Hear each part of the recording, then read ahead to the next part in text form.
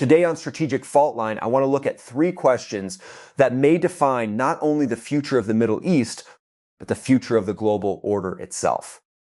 Why did this confrontation between the United States and Iran escalate into open war? How does this war actually end? And what happens after the fighting stops?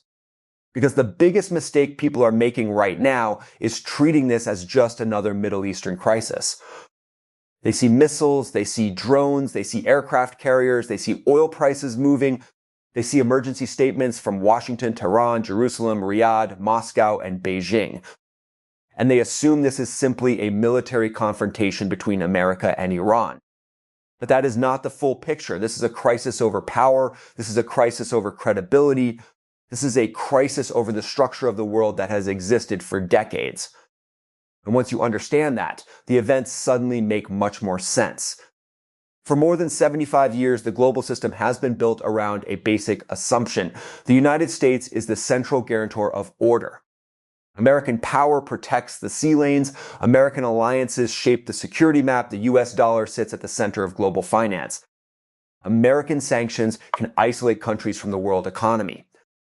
American military bases surround key regions. American media, universities, think tanks, and diplomatic institutions help define the language of international politics.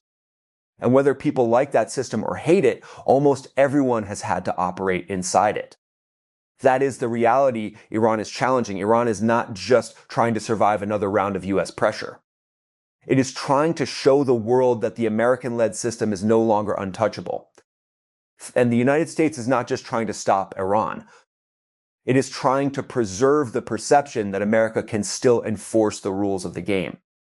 That word perception is very important. Power is not only about how many aircraft carriers you have, how many fighter jets you can deploy, or how many missiles you can launch. Power is also about what other countries believe you are willing and able to do. If allies believe you can protect them, they stay close. If enemies believe you will punish them, they hesitate. If markets believe you can keep trade routes open, prices remain stable. If smaller countries believe the system still works, they keep playing by its rules. But once that perception breaks, everything begins to change. That is why this war matters. The United States cannot allow Iran to openly threaten one of the most important energy corridors in the world and appear powerless to stop it. Iran cannot allow itself to be bombed, sanctioned, isolated, and pressured forever without finding a way to hit back at the system that is suffocating it. So both sides are locked in a confrontation that goes far beyond the battlefield. To understand why this war started, we need to understand the system Iran is attacking. At the center of the modern global order is not simply the US military.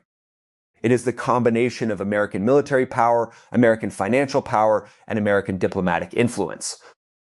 The US military provides the muscle, the US dollar provides the bloodstream, the alliance network provides the structure, and global institutions provide the language that makes the system appear stable, legal, and permanent. For decades, that system worked because most countries believed there was no realistic alternative. If you wanted to trade globally, you needed access to the dollar system. If you wanted security guarantees, you needed some relationship with Washington. If you wanted to sell energy, borrow money, attract investment, or avoid sanctions, you had to understand the rules of the American-led order. Some countries benefited greatly from this system. The United States benefited the most. Its allies in Europe and Asia also benefited. Financial centers benefited. Technology companies benefited. Energy importers benefited when the system kept sea lanes open. But other countries experienced the system very differently. Russia saw it as a structure that reduced it to a resource exporter while NATO expanded toward its borders. China saw it as a system that welcomed Chinese manufacturing only as long as Beijing did not challenge American technological and military dominance. If Iran saw it as a cage, North Korea saw it as a permanent siege, and across the global south, many governments saw it as a system where the rules were applied differently depending on whether a country was aligned with Washington or opposed to it. This is the deeper context behind the current crisis. Iran has lived under sanctions, pressure, isolation, covert operations, military threats, and regional containment for decades. Whether one supports or opposes the Iranian government, Tehran's strategic conclusion is clear: if Iran simply waits, the pressure will not stop. If Iran only absorbs punishment, its enemies will continue tightening the noose. So Iran developed a different strategy. It built missile forces. It developed drones. It expanded regional partnerships. It supported proxy networks. It invested in asymmetric warfare. It studied American vulnerabilities. And above all, it focused on geography, because Iran sits beside one of the most important choke points on Earth, the Strait of Hormuz. This narrow waterway is not just a line on a map. It is one of the arteries of the global economy. A major share of the world's oil and liquefied natural gas moves through or near this corridor. Tankers, insurers, shipping companies, energy traders, governments, and consumers all depend on the assumption that this route remains open. If Iran understands this perfectly, it knows that it cannot defeat the United States in a direct conventional war. It cannot match America's aircraft carrier groups. It cannot outproduce America's advanced aircraft. It cannot strike American territory with the same freedom that America can strike targets in the Middle East. So Iran does not need to fight America symmetrically. Instead, Iran tries to make American dominance expensive. It tries to make the Gulf unstable. It tries to make shipping companies nervous. It tries to make oil markets react. It tries to make U.S. allies question whether Washington can really protect them. It tries to create a situation where every American move carries a cost. That is the logic behind Iran's pressure campaign. It is not just about winning one battle. It is about attacking confidence in U.S. deterrence, confidence in the security of the Gulf, confidence in the stability of energy markets, confidence in the idea that America can control escalation. And once confidence begins to break, the damage spreads far beyond the immediate military zone. This is why Washington had to respond. From the American perspective, if Iran can threaten the Gulf, attack shipping, target bases, pressure Israel, and still survive without serious consequences, then every other rival power will take notes. Russia will look at Ukraine differently, China will look at Taiwan differently, North Korea will look at the Korean Peninsula differently. Militias across the Middle East will become bolder. U.S. allies will become more nervous, and countries that have quietly depended on American protection will begin asking whether they need backup options. That is the nightmare scenario for Washington, because empires do not only decline when they lose wars. They decline when others stop believing they are unbeatable. They decline when allies start hedging. They decline when enemies become less afraid. They decline when financial systems become more fragmented. They decline when military commitments become too expensive to maintain. They decline when the story they tell about themselves no longer matches reality. And that is why America cannot treat Iran as a small problem. Iran may not be a superpower, but it has found a point of leverage inside the global system. That leverage is not its economy, it is not its air force, it is not its navy, it is not even its nuclear program alone. Iran's real leverage is that it can create uncertainty in a region the entire world depends on. That makes Iran dangerous, not because it can defeat America in the traditional sense, but because it can expose the limits of American control. This brings us to the second question: how does this war end? Most people assume wars end when one side wins and the other side loses. But modern wars between states and networks often do not end that cleanly. They mutate, they slow down, they move from open combat to covert action, they shift from missiles to sanctions, they move from military bases to cyber attacks, they move from battlefields to oil markets, they move from official armies to proxies. That is likely what happens here. A formal ceasefire is possible. Temporary de-escalation is possible. Back-channel negotiations are possible. Regional mediators could get involved. Oman, Qatar, or other states could help open diplomatic pathways. But the deeper conflict will remain, because the United States and Iran are not only fighting over one incident. They are fighting over the rules of the region. Washington wants Iran contained. Tehran wants sanctions relief, regime survival, regional influence, and strategic recognition. Israel wants Iran permanently weakened. Gulf states want stability, but they do not want to become the battlefield. Russia and China want to see American power stretched, but they do not want a total collapse of energy flows that damages their own interests. Europe wants de-escalation because another energy shock would hurt its fragile economy. And global markets want one thing above all: predictability. But this crisis is built on unpredictability. That is why it is so hard to end. If America stops too early, Iran claims victory. If America goes too far, the region may explode. If Iran backs down too openly, it looks weak at home and across its regional network. If Iran escalates too much, it risks inviting a devastating military response. So both sides are trapped. They need to show strength. They need to avoid total disaster. They need to speak to domestic audiences. They need to manage allies. They need to send messages to enemies. And they need to avoid losing control of a crisis that could damage the entire global economy. That is the central danger. Wars often begin with strategy, but they escalate through emotion, miscalculation, pressure, and fear. One drone strike can trigger a missile strike. One missile strike can trigger a naval response. One naval response can trigger attacks on bases. One attack on a base can kill American personnel. One American casualty event can change the political mood in Washington overnight. One misread signal can turn a controlled confrontation into a regional war. And once oil prices spike, shipping routes close, and regional actors mobilize, leaders may discover that the crisis has developed its own momentum. That is why the Strait of Hormuz is so important. Iran does not need to fully close the strait for months to cause damage. It only needs to make the world believe the strait might become unsafe. Insurance costs rise, shipping companies reroute, energy traders panic, governments release emergency statements. Consumers eventually feel the shock at the pump in electricity costs and in the price of transported goods. That is the power of a choke point. It turns geography into strategy, and Iran has spent years learning how to use geography against a much stronger opponent. Now, let's talk about the American side. The United States still has overwhelming military advantages. It can strike Iranian facilities, it can intercept drones, it can defend ships, it can deploy carriers, bombers, submarines, missile defense systems, and special operations forces. It can coordinate with Israel and Gulf partners. It can impose sanctions. It can pressure banks, insurers, shipping companies, and foreign governments. So in a narrow military sense, America remains far stronger than Iran. But the problem is not whether America can hit Iran. The problem is whether hitting Iran solves the strategic problem. If America destroys missile sites, Iran can rebuild or disperse. If America strikes drone facilities, Iran can use proxies. If America targets naval assets, Iran can use mines, small boats, missiles, or asymmetric tactics. If America escalates too far, Iran may activate regional partners.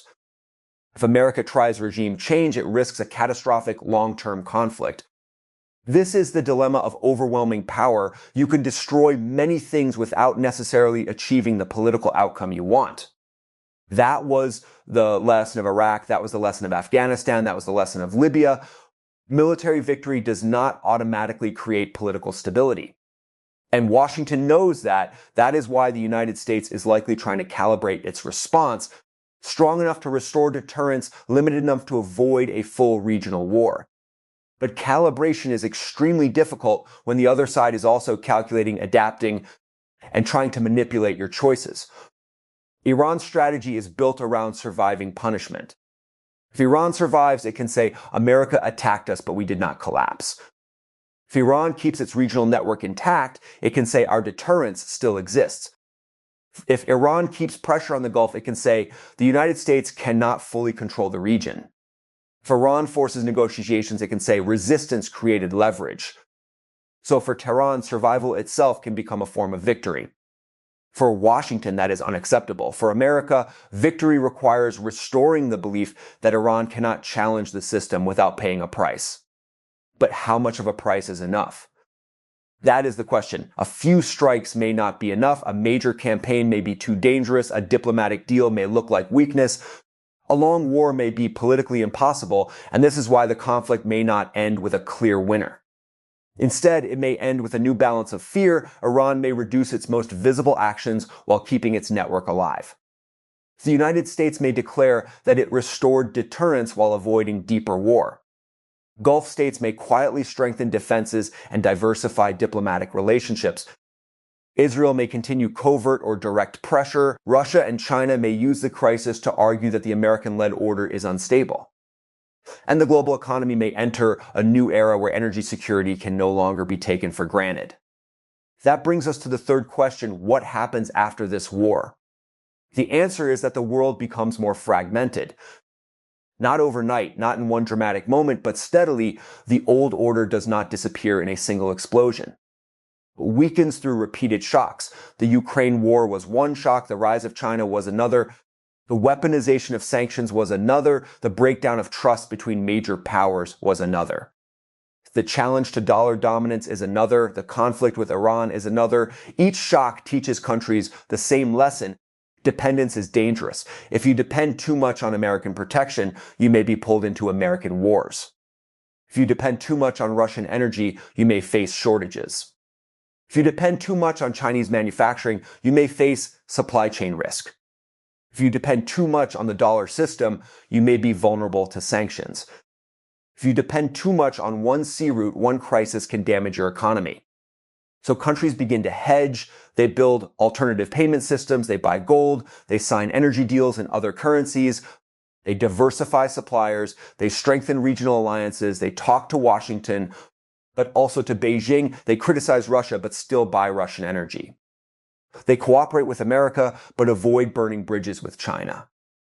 This is what a multipolar world looks like. It is not clean, it is not stable, it is not ideological in the old Cold War sense. It is transactional. Countries will not simply choose one camp forever. They will choose issue by issue. Security from one power, trade with another, energy from another, technology from another, diplomatic cover from another. That makes the world harder to manage for the United States. This is a major challenge. America can still lead coalitions, but it cannot assume obedience. It can still sanction countries, but more countries will look for workarounds. It can still deploy military force, but rivals will look for asymmetric responses. It can still dominate finance, but confidence in the permanence of dollar power may slowly erode. It can still influence global media and institutions, but alternative narratives are spreading faster than ever. The age of unquestioned American primacy is under pressure. Again, that does not mean America is collapsing. That is too simplistic. The United States remains powerful. It has the world's leading military. It has deep capital markets. It has major technology companies. It has energy resources. It has alliances across Europe and Asia. It has geographic advantages. It has innovation capacity. No serious analyst should pretend America is finished. But it is also a mistake to pretend nothing has changed.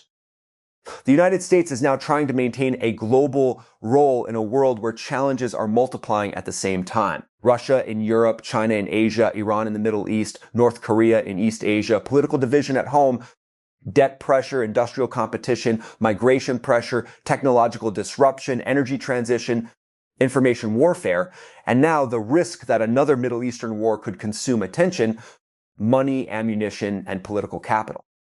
This is how great powers become stretched, not because one enemy defeats them everywhere, but because multiple crises drain the system at the same time. That is what Iran understands. Iran does not need to defeat America. It needs to add pressure to an already pressured system. It needs to make Washington spend more. It needs to make allies worry more. It needs to make markets react more. It needs to make rival powers believe that the United States is becoming easier to challenge. That is why even a limited war can have global consequences. The battlefield may be the Gulf, but the audience is the world. China is watching, Russia is watching, Saudi Arabia is watching, Turkey is watching, India is watching, Europe is watching, Israel is watching. Every country that depends on American power is watching. Every country that resents American power is watching. And what they are looking for is not just who fires more missiles. They are looking for whether America can still control outcomes. That is the real test, because the foundation of the American-led order has always been more than force. It has been confidence. Confidence that America can protect trade. Confidence that America can punish aggression. Confidence that America can reassure allies. Confidence that America can manage escalation. Confidence that America can absorb shocks. Confidence that the system may be imperfect, but still safer than the alternatives. If that confidence holds, the system survives. If that confidence cracks, the world begins to reorganize. And that reorganization will not necessarily produce peace. Multipolar world sounds balanced in theory. In practice, it can be unstable. When one dominant power weakens and no single replacement emerges, regional powers become more aggressive. Smaller states hedge, alliances become less predictable, conflicts become harder to contain, economic systems fragment, trade routes become politicized, technology blocks separate, energy markets become more strategic. This is the world we may be entering. The war with Iran is not the cause of all of this. It is a symptom. It reveals what was already happening beneath the surface. The old system was already under strain. The dollar system was already being questioned. Sanctions were already pushing rivals to build alternatives. The Ukraine war had already split the world. China was already building parallel institutions. The global south was already resisting pressure to automatically follow Western positions. American domestic politics were already making allies nervous. Iran simply found the fault line and pressed on it. That is why this moment feels larger than a normal crisis. Because when Iran threatens the Gulf, it is not only threatening ships. It is threatening the assumption that the world's most important routes will remain stable under American protection. When the United States strikes Iran, it is not only targeting facilities, it is trying to defend the idea that American warnings still matter. When oil prices move, they are not only reacting to supply risk, they are reacting to the possibility that the old security architecture is becoming less reliable. When Russia and China respond diplomatically, they are not only commenting on Iran, they are positioning themselves in the debate over the next world order. This is why the language around the conflict matters. Washington will frame the crisis as a defense of stability, deterrence, and international rules. Tehran will frame it as resistance against domination and coercion. Moscow and Beijing will frame it as evidence that American intervention creates instability. Gulf states will speak carefully because they want U.S. protection but fear regional escalation. Europe will call for diplomacy because another economic shock would be painful. Israel will focus on the Iranian threat because it sees Tehran as a direct strategic danger. Each actor is telling a different story, but beneath all those stories is the same question. Who gets to shape the rules of the next era? For decades, the answer was clear. The United States shaped the rules. Now the answer is less clear. America still has enormous power, but it faces more resistance. Rivals still have weaknesses, but they are more willing to challenge Washington. Its allies still need America, but they are more willing to hedge. Markets still rely on the dollar, but they are more aware of political risk. The world still uses American-designed institutions, but trust in neutrality has weakened. That is the deeper transformation. So when people ask, why did this war start? The simple answer is because Iran and the United States reached a point where neither side could accept the existing trajectory. Iran could not accept endless pressure without pushing back. The United States could not accept an Iranian challenge to its regional deterrence. Israel could not accept Iran's growing military and proxy capabilities. Gulf states could not accept a region permanently on the edge of war. And rival powers could not ignore an opportunity to test American limits. That is why the crisis escalated when people ask, how will this war end? The honest answer is probably not with a clean ending. There may be a ceasefire, there may be secret talks, there may be a temporary reduction in strikes, there may be a public declaration of victory from both sides. But the confrontation will continue in other forms. Sanctions, proxy activity, cyber operations, naval pressure, covert strikes, diplomatic maneuvering, energy competition, information warfare. The war may end on television before it ends in reality. And when people ask, what comes after? The answer is a more uncertain world. A world where the Middle East remains a central fault line. A world where energy security becomes a national security priority again. A world where countries hedge between great powers. A world where the United States remains powerful but less uncontested. A world where Iran may be weakened but not necessarily eliminated as a strategic actor. A world where Russia and China use every American struggle as proof that the old order is failing. A world where markets price in more geopolitical risk. A world where the next crisis may come faster than the last. That is the world's strategic fault line is watching, because the story is not only about what happened today. It is about what today reveals about tomorrow, and what this crisis reveals is that the global order is no longer as stable as it once appeared. The United States can still project power, but power projection is not the same as control. Iran can still absorb punishment, but survival is not the same as security. The Gulf can still function, but every disruption reminds the world how fragile the system is. Allies can still coordinate, but their interests are no longer perfectly aligned. Rivals can still be contained, but containment is becoming more expensive. And the global economy can still absorb shocks, but each shock leaves the system weaker than before. This is the central lesson. The world is not moving from American dominance to someone else's dominance in one clean transition. It is moving from order to contest, from certainty to uncertainty, from one center of power to multiple centers of pressure. From a system where rules were enforced from the top to a system where rules are negotiated through crisis. That is a more dangerous world, not because every country wants war, most countries do not, but because the mechanisms that prevented war are weakening.